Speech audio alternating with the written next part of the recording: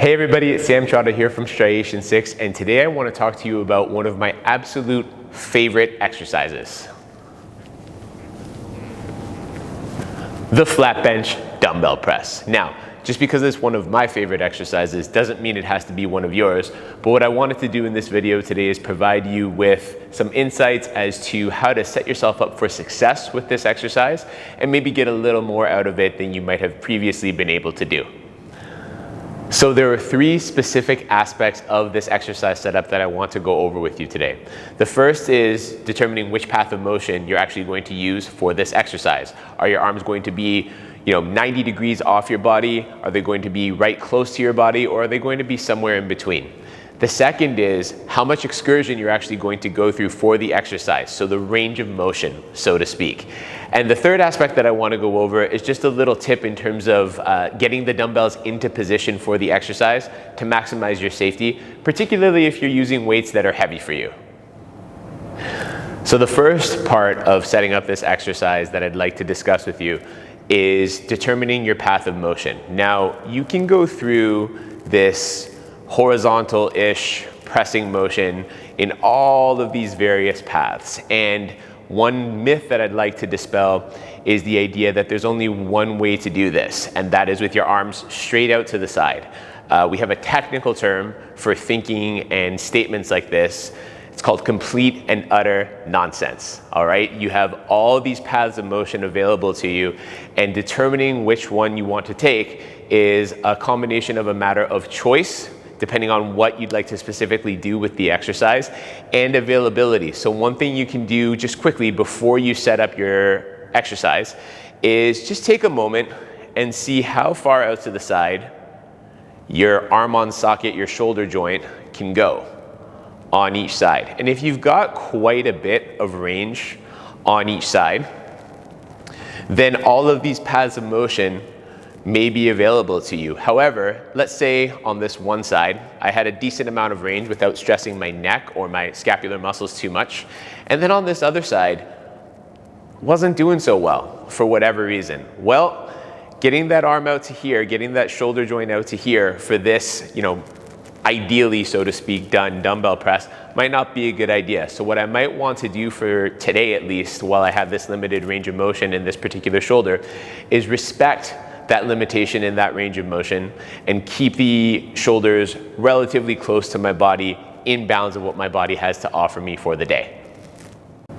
So once we've determined what path of motion it is that we want to take for the day, and let's say, just given the previous example that we had, that it's something along these lines, that my arms are not going to be so far out to the side that you could call this kind of a 90-degree angle, but we're not going to be super tight into the body either. It's somewhere in the middle. The next thing that we want to do is determine how much of an excursion or how much range of motion we're going to choose for our exercise today. And you should always be choosing your range of motion. Full range of motion is defined by what's available, unless you're in the sport of powerlifting. Full range of motion is defined by what's available to you today, combined with how much of it you want to go through. So one way that you could determine the amount of excursion or range of motion that you're going to go through for the exercise on a given day is just to see what's available without any added weight in your hands once you're down on the bench. So we've picked our path of motion, and one side at a time, I'm going to come down through this excursion and just see where my arm naturally lands. Let's say that's about here. And I'm going to do the same thing on the other side.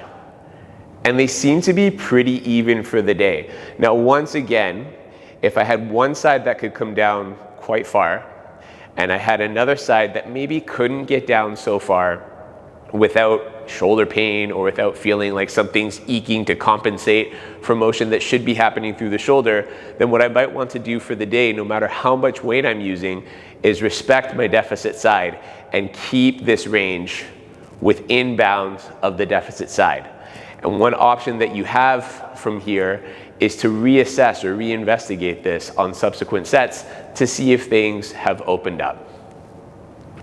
Okay, so the last part that I want to go over with you in terms of setup tips for your flat bench dumbbell press exercise is actually getting a heavy pair of dumbbells up safely. Now, it's all fine and good to kind of just lie back with the dumbbells and start at the bottom, assuming number one, that doesn't violate any of your range of motion settings or your plane of motion settings, okay? And second of all, it assumes that the weights you're using are light or at least very manageable for you.